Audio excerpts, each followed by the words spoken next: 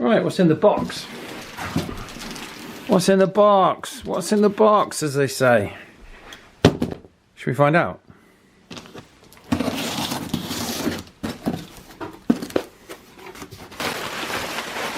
That may or may not be a clue. Ooh, look, I see. That's an Interceptor TC300. That's in really nice condition from the outside. Oh, I wonder what's in all the other packages then. Let's have a look. You'd think I'd know because I've ordered them on eBay. Oh, hey! Another TC300. Again in pretty good nick. There we go. Let's have a look. What do you reckon the third one's going to be? Just realised I sounded rather like a children's entertainer there, didn't I? That's with having kids, you see. Yep. Another Interceptor TC300. Now, I haven't seen many of these on eBay for a long time, and then on Saturday I saw a listing where someone was selling 3 together. Oh, we have a security seal on this one. And so yeah, I decided to pick all 3 up. So keep an eye on the channel because we'll get these on the bench. These are got the interesting bar graph displays on them. I may well just pop one up and fire it up now actually, just to see what it's doing. I'm going to choose this one at random, primarily because it's got the bracket on, which says to me maybe that might work, because it might have been more recent. It certainly looks a bit newer. So let's see if it works just quickly. And there we go. It's looking good. We've got nothing on the bar graph, but I'm guessing that that's not going to come on until we do something. And let's turn the squelch down.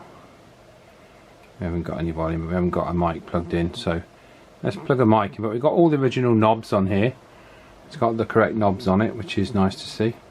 So let's plug it into the test gear and quickly test it. Right, we set the SIGGEN for channel 20, and we'll just do a basic sensitivity test with it here. So let's turn the radio on to channel 20, and we'll hit the RF out button on the SIGGEN. See what we're getting. So straight away we can hear that, and then if we adjust the levels up on here, we can start to. That's 0.4 of a microvolt. So let's check that, which is pretty sensitive. Let's check that on the Cyanide meter. This isn't going to need much of a tune-up. Right, this is a Cyanide meter. You might have seen this in other videos from people like UKCB Servicing. It's a great little tool just for getting that extra bit out of receive.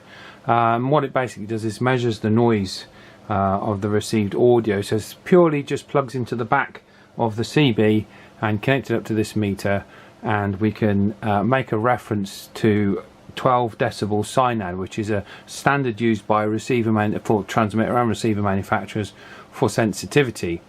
And so what we will do is try and get the lowest level of microvolts for 12 decibel Cyanide. So we'll just pop it on here. I think it's going to be pretty good. So now the audio you can hear is coming from the extension speaker, and we're monitoring that signal now with the Cyanide. Okay, so the scale we're looking at is the lower dB scale. It's a bit hard to read here, it's faded a little bit. This instrument is pretty old, but it's nonetheless accurate, and it's been recently overhauled by myself. So it's full of new capacitors, at great expense, Farnell components this time. So anyway, we're at 0.32 microvolts. So what we're going to do is we're going to wind the signal up, increase the signal to see what kind of sensitivity this is at 12 decibels. Now there we are, we're right in the middle, we're at 12 decibels Cyanide, and for that the signal generator is doing 0.79 microvolts, which is pretty good considering I've not had a look inside this radio. So if you were buying a CB off of eBay and it's producing those results before you've even done anything, I think you can be quite pleased with yourself. Now let's just double check to see if we're getting anything on the receive meter when we wind this up.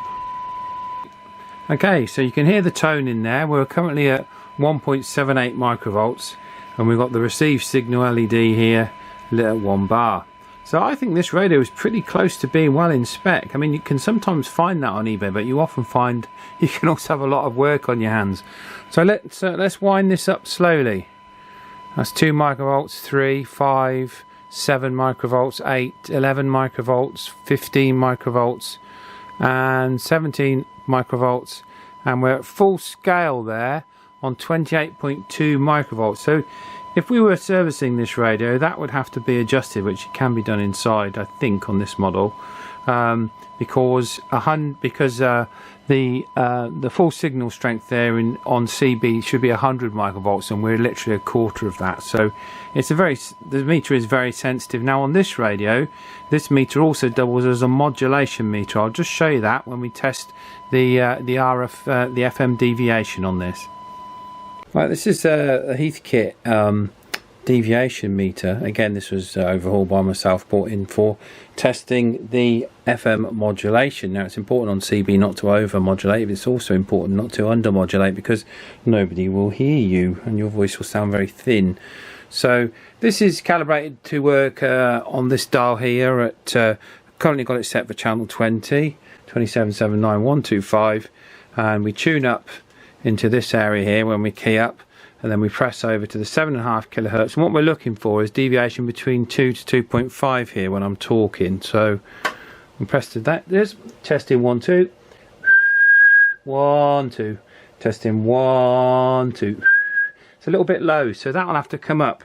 And I can see that it's possibly a little bit low, because as I'm talking on the radio, the LED lights are only going up ever so slightly, so you can see that modulation will have to come up, but that's again easily doable inside the radio. Don't know if you guys have seen these multifunction little testers. They're absolutely brilliant. They do capacitance, inductance, resistance, transistors, FETs, diodes, LEDs. They've even got an infrared tester, so you can pop your infrared on there and it will tell you the actual IR code. Fantastic. Yeah, I mean, it's very definitely not supposed to look like that. We'll put it in my little capacitor tester before we change it anyway. It's supposed to be 1 microfarad, 50 volts. Let's check it out. So you just pop the capacitor in any differentiated number on the front, push the start button, little testing thing comes up. It's supposed to be oh, it's found it as a resistor. So yeah, it's definitely not very capacitive, is it? Right, and just to show you what it should look like, here's a 1 microfarad 50 volt capacitor that hasn't dumped its guts. Let's put that in there and we should be good. There we go, 1.104 microfarads, perfect. So let's pop this in the CB. So here we have the original transistor from the radio, which I have taken out, and I'm going to pop it in the tester. Now you can pop it in any of the differentiated numbers, 1, 2 or 3 like this, doesn't matter which way around you do it. Push the start button and it'll actually test the transistor. There we go, and it tells you number 1 is the base, number 2 is the collector, number 3 is the emitter, and it gives you the gain stats there. HFE of 109 and 616 millivolts to 6.2 milliamps. So we know that that transistor is definitely not blown. And I think these are about £15 now, battery backed, USB charged, battery backed. So you can just unplug it and away you go. So if you are in the testing stuff or your electronics repair, pick yourself up one of these. It will save you a lot of time and a lot of head scratching. But do bear in mind with these radios, if they look really good, there's normally a reason for them looking good. And now this power transistor is working, I've definitely got my work cut out to find out why it's not transmitting. Right, it's really, really lovely to get a radio, or get a bunch of radios and not be any problems with them out of the box. And yeah, if you're in the business of fixing electronic components and you can't afford an array of expensive peak meters, pick up one of these. Absolutely save you so much time. Fantastic bit of kit. I've got a good video coming for you next week. Exciting times on Monday, so keep tuned. There'll be a fun video coming out next week with some shenanigans on with me and Mick. So if you have been, thanks ever so much for watching. We'll catch you next week.